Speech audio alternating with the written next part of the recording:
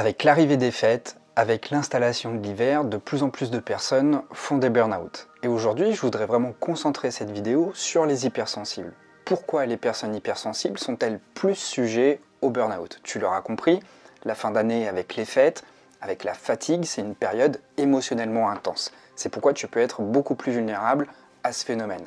Alors on va entrer en profondeur dans les mécanismes du burn-out, comment il apparaît, en quoi les personnes hypersensibles sont plus exposées à ces risques, comment y remédier.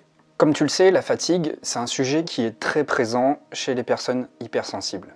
Et le burn-out, c'est le résultat d'une fatigue aggravée. Tu n'es pas sans le savoir, les conséquences d'un burn-out sont extrêmement lourdes parce qu'il va y avoir différentes conséquences sur le plan professionnel, sur le plan personnel au niveau de ta santé, mais aussi sur le plan social.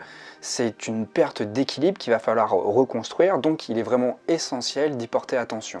Alors le burn-out, c'est quoi exactement? C'est important de le préciser parce que il est utilisé à toutes les sauces. Quand bien même on est un peu frustré sur son lieu de travail, quand bien même on ressent un petit peu de fatigue, qu'on se sent en décalage, on utilise tout de suite le mot burn-out. Mais le mot burn-out, c'est vraiment un phénomène qui contient bien des réactions très sérieuses de l'organisme. C'est pourquoi j'ai envie de faire cette vidéo, pour vraiment qu'on s'intéresse sur des points très précis et que tu puisses te reconnaître dans ce cas si c'est vraiment la situation dans laquelle tu te trouves. Ça t'aidera à mettre en place les mesures adéquates. Alors tout d'abord, le burn-out, c'est un épuisement physique, mental et émotionnel. C'est la conséquence d'investissements prolongés dans des situations de travail qui sont vraiment émotionnellement très éprouvantes. Alors le burn-out va présenter des symptômes physiques et mentaux très précis. Au départ, on observe des troubles de sommeil, des troubles de concentration, de la fatigue chronique, mais aussi cette difficulté à prendre des décisions. On perd de plus en plus en lucidité et c'est très compliqué d'y voir clair. C'est de plus en plus flou dans notre mental. On observe également un repli sur soi avec une tendance à l'agressivité et puis une tendance à être très facilement irritable. On a des comportements addictifs avec la bouffe, avec l'alcool, avec le sexe, avec le cannabis, avec plein de types d'addictions qui vont venir quelque part anesthésier des émotions trop difficiles à vivre. Tu vas observer aussi une chute de la motivation, un moral en berne, tu vas avoir le moral dans les chaussettes et puis aussi tu vas observer des tensions sur le plan physique et mental. Et puis lorsque ces symptômes-là sont installés depuis trop longtemps, ça peut vraiment aller plus loin. Et lorsque ça va plus loin, ça peut donner lieu à de la difficulté à se lever le matin, des vertiges, une pression thoracique, de l'anxiété, des crises d'angoisse, des réactions émotionnelles hors de contrôle, sans vraiment comprendre pourquoi tu peux exploser d'un seul coup. Et puis de la tristesse, voire même de la dépression. Alors concrètement, qu'est-ce qui se passe dans ton corps lorsque tu es en plein burn-out? Comme je te l'ai dit, le burn-out, c'est la conséquence d'un stress chronique. Le stress en soi, il n'est pas mauvais. Il apparaît dans ton organisme lorsque tu dois t'adapter à une situation qui engendre des variations. À chaque fois que dans ton environnement, il y a des variations, ton corps va tout de suite réagir à une situation entre guillemets stressante pour pouvoir s'adapter et apporter une réponse comportementale adaptée. Le stress va donc déclencher dans ton corps la sécrétion d'hormones comme la cortisol, l'adrénaline, et ça va te permettre de faire face à une situation déstabilisante. Donc la sécrétion de ces hormones va entraîner la hausse de la fréquence de ton rythme cardiaque, la hausse de la température du corps et également une plus forte tension artérielle. Donc ici, ton corps il est en train de s'activer, il est en train de mobiliser de l'énergie. Et notamment, il va faire monter du glucose à ton cerveau pour avoir suffisamment d'énergie afin de traiter des informations de manière urgente. Par exemple, quand tu vois subitement un orage alors que tu es à l'extérieur, tu vas courir pour te mettre à l'abri. Ici, ton corps t'a envoyé un signal d'alarme en mobilisant ton énergie pour que tu puisses activer ton corps afin que tu te mettes en sécurité. Ça, c'est une situation normale de stress qui n'est pas mauvaise pour la santé. Quand ton stress est ponctuel, eh bien ton corps a le temps de se réguler. Les hormones reviennent à un taux normal et ça, c'est pas du tout nocif pour ton corps. Le problème, en fait, c'est pas le stress, c'est la répétition trop fréquente de stress. Ici, on parle plus précisément de stress chronique. Quand une situation stressante est répétée et continue, ton corps il n'a pas le temps de se réguler. De fait, il y a une accumulation de cortisol dans ton corps. Et ça a vraiment un effet délétère sur ta santé. Le burn-out se déclenche donc suite à une exposition constante et prolongée au stress. Et si tu veux vraiment savoir comment ça se passe, eh bien ça se déroule en 4 phases. La première phase, c'est la phase d'alarme.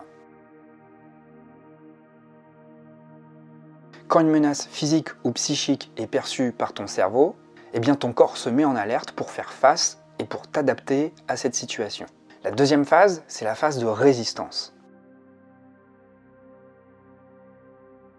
Quand tu vis dans un contexte où une menace se répète et que les événements stressants s'accumulent, eh bien, tu n'arrives pas à lâcher prise. La tension ne peut pas chuter. Ce qui se passe, c'est que ton métabolisme va s'adapter aux sensations de stress, il va faire de ces situations accumulées de stress une norme, et pendant un temps court, ton corps va se renforcer, il va devenir de plus en plus résistant. C'est pour ça qu'on parle très souvent de personnes qui mettent des armures émotionnelles pour faire face à des situations, par exemple dans le lieu de travail, où l'environnement, les relations, la tâche qui est demandée au travail est vraiment délétère pour la santé physique et mentale.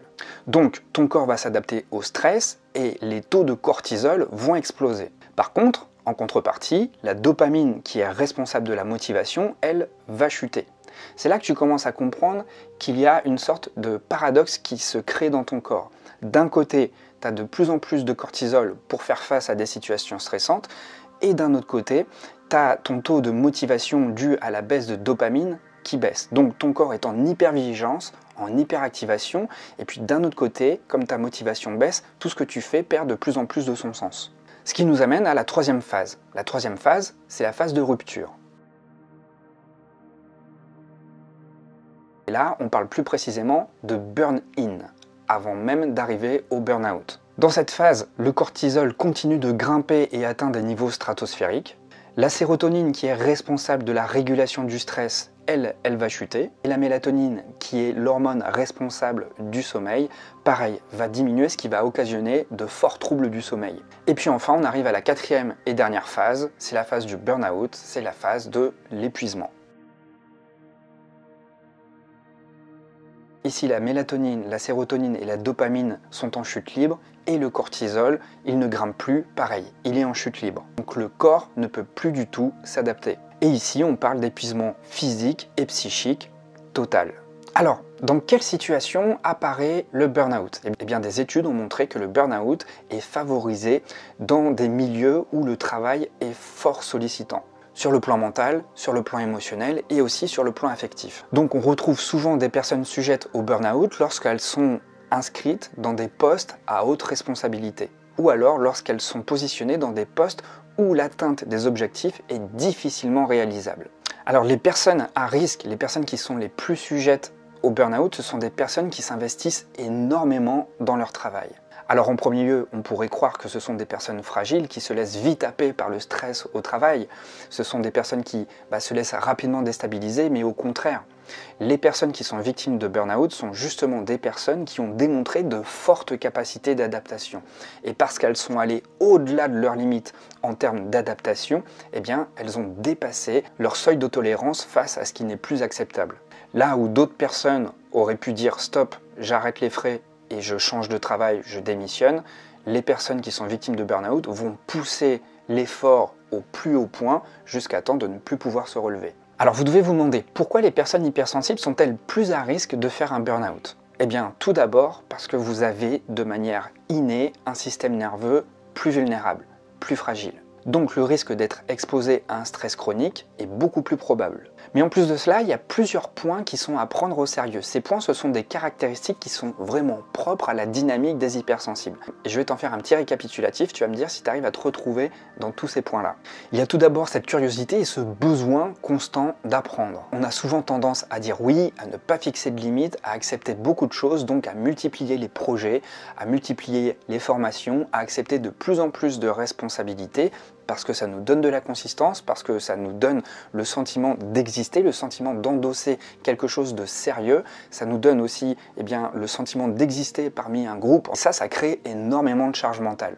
Le deuxième point, c'est le fait d'avoir des idées qui fusent et une grande créativité. Alors en soi, c'est très bien. Mais le problème, c'est que votre cerveau ne se repose jamais. Il est tout le temps en suractivité. Surtout le soir, je ne sais pas si ça vous le fait, mais surtout le soir, lorsque les énergies s'apaisent, c'est là où on a souvent le moment, ce moment de flow créatif, ce moment où justement le cerveau part dans tous les sens, il peut même partir en arborescence, où il vous donne une quantité d'idées, une quantité de perspectives à envisager. C'est là souvent, à ce moment de la journée, au moment où on est entre chien et loup, où justement la journée se termine, où on arrive justement à avoir accès à une partie beaucoup plus créative de notre cerveau, que l'on peut s'activer et mettre en place énormément de choses. Et ça, en soi, c'est pas malsain, mais le problème c'est que on a du mal à se déconnecter et on a du mal à trouver le sommeil. Un autre point très important, c'est aussi la recherche de sens dans tout ce que l'on fait. Surtout dans notre travail, parce qu'on y passe la plupart de notre temps. S'il y a un sentiment d'inadéquation entre tes propres valeurs et celles de ton employeur, ça rend la vie au travail extrêmement difficile parce que tu vas toujours te poser des questions existentielles en lien avec l'endroit où tu passes le plus de temps dans ta vie.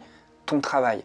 Si ton travail n'a pas de sens ou si ton travail va dans un sens qui est complètement contraire à tes valeurs, je te donne un exemple très caricatural.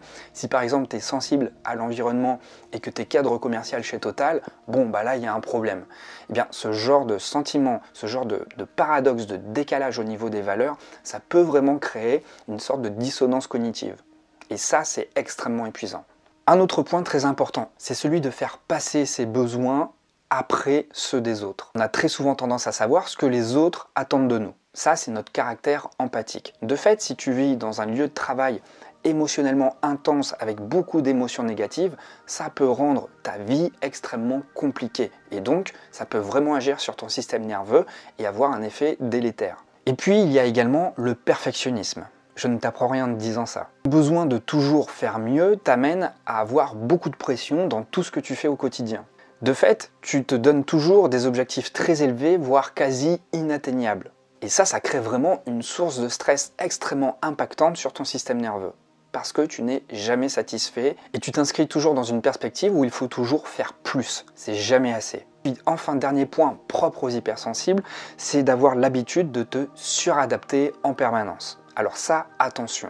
Attention parce que c'est l'un des principaux pièges pour le burn-out. C'est un piège parce qu'on met trop de côté les signaux que t'envoie ton corps. Or, si tu mets la poussière sous le tapis trop longtemps, si tu réponds à du stress par du stress, bah ça devient extrêmement compliqué. Et c'est souvent comme ça que la fatigue et le stress s'accumulent. Au bout d'un moment, ça devient chronique et ça devient quasi impossible de remonter la pente. Alors, tu dois te dire comment faire pour se préserver. Déjà, la première chose que j'ai envie de te dire, c'est qu'il vaut mieux prévenir que guérir. C'est tout d'abord faire extrêmement attention à ton équilibre de vie. Surtout si tu sens que tu es plutôt vulnérable à ce genre de phénomène. Parce qu'une fois que le processus de burn-out est enclenché, eh bien c'est beaucoup plus difficile de remonter la pente. Donc là, dans cette vidéo, je pourrais te donner une quantité de conseils en termes d'hygiène de vie, une meilleure alimentation, un meilleur sommeil, faire plus d'activités, bien respirer, méditer. Mais tout ça, tu le connais et j'ai fait plein de vidéos sur cette chaîne. Ce dont tu as besoin aujourd'hui, c'est d'avoir une réflexion de fond sur ton système de fonctionnement. Et c'est l'objectif de la nouvelle formation que j'ai créée, que j'ai nommée sécurité émotionnelle, parce qu'il est justement question de recréer un espace de sécurité en soi. Pourquoi? Parce qu'on vit dans un monde de plus en plus stressant. On vit dans une société de plus en plus anxieuse. Et le fait d'être exposé à chaque fois à ce monde agité, à ce monde bouleversant, fait que nous ne sommes pas insensibles à ce genre de situation, fait que nous ne sommes pas insensibles à ce genre de sensations. D'autant plus que, je te le répète, si tu es hypersensible, ton système nerveux est extrêmement vulnérable. Il est donc important, si tu veux gérer tes peurs, si tu veux gérer ton stress, si tu veux gérer tes angoisses, d'être au plus proche de ton état d'activation. Donc si aujourd'hui tu vis des situations, que ce soit sur le plan social, professionnel, familial, affectif, qui génèrent des peurs, qui génèrent du stress et qui génèrent de l'anxiété, il n'y a pas de solution miracle. Simplement, la solution, elle est en toi. Elle est en toi, mais elle est également autour de toi. Et pour ça, il va falloir que l'on travaille sur tes ressources. Et justement, dans cette formation, pour t'aider à bien saisir, à bien cerner tes ressources, j'ai mis en place un outil. Cet outil, c'est ta boussole, qui va t'aider à trouver des ressources dans les 4 directions. À l'intérieur, dans ton corps et dans tes pensées, et puis à l'extérieur, à travers ton environnement et à travers tes relations. Pour cela, il va falloir que tu sois également le plus au clair possible avec ton niveau d'activation interne. Pour cela, je t'ai créé un second outil. Ce second outil, c'est une carte. Cette carte va te donner des indications sur ton niveau d'activation interne. Cette carte va t'indiquer justement si ton état d'activation est calme, s'il est agité ou alors si tu es dans un stade d'immobilisation. Car le plus souvent, Lorsqu'on réagit aux peurs, on réagit soit par la fuite ou par le combat. Là, on est dans un état d'activation. Sur du court terme, comme je te l'ai expliqué, c'est très bien. Simplement, si tu es trop souvent exposé à des situations stressantes, à des situations qui génèrent de la peur et que tu es toujours dans une situation d'agitation où tu essaies toujours de combattre ou de fuir, cette peur ne va pas disparaître. C'est-à-dire que tu ne l'écoutes pas, tu ne réponds pas précisément aux besoins. Tu n'es pas dans l'action, tu es dans la réaction. Et à force d'être trop souvent exposé à ce type de situation, eh bien, tu arrives au dernier niveau d'activation qui est la paralysie. Et ça, c'est tout ce qu'on veut éviter. Parce que lorsque tu es dans la paralysie, c'est beaucoup plus compliqué de redescendre à un état d'apaisement. Donc cette formation va te fournir des outils, une démarche, un état d'esprit. Ça va t'accompagner pour que tu puisses bien connaître tes ressources et aussi bien cerner tes besoins. Et donc, cette boussole que j'ai créée pour toi va non seulement t'aider à trouver les bonnes ressources, mais aussi ça va également t'aider à les mettre en correspondance avec les bons besoins. Car finalement, l'émotion de la peur, c'est quoi ? L'émotion de la peur, c'est simplement un message, une énergie qui vient t'indiquer qu'un besoin n'est pas satisfait. Alors je sais, c'est pas sexy, c'est pas forcément une solution miracle, mais en tout cas, la meilleure manière, la meilleure posture que tu puisses adopter, et c'est celle qui va t'aider vraiment à trouver un état apaisé, un état serein, c'est le simple fait déjà d'écouter ses besoins. Le simple fait d'écouter ses besoins va déjà diminuer ton intensité émotionnelle. Ensuite, quand tu vas mettre en correspondance un besoin avec une ressource, eh bien tu vas retrouver un état d'équilibre, une paix d'esprit, une sensation de plénitude et puis également une sensation d'abondance. Lorsque toi-même tu arrives à répondre à tes propres besoins de manière apaisée, sans agitation, eh bien, tu sais que tu vas pouvoir te faire confiance. Et tu sais que tu peux faire confiance aux ressources autour de toi. Pour ça, je t'ai créé un mode d'emploi. Ce mode d'emploi, tu vas le trouver dans le premier lien dans la description de cette vidéo. Donc dans sécurité émotionnelle, justement, tu vas avoir toute une démarche pour apprendre à retrouver un état de réconfort. Alors, si tu souhaites encore profiter de cette formation, elle est en lancement, tu as 100 € offerts et jusqu'à ce soir, tu as un bonus qui va t'être envoyé directement juste après ta réservation. Ce bonus, c'est SOS Mental Agité, une formation parfaitement complémentaire avec sécurité émotionnelle. Alors voilà, j'espère que toutes ces informations auront été instructives pour toi et vont t'aider à y voir plus clair si tu vis actuellement une situation stressante. Je te remercie beaucoup d'avoir suivi cette vidéo et puis n'hésite pas si tu as des questions à échanger avec moi dans les commentaires. Je te dis à très vite et prends soin de ce qui se passe à l'intérieur.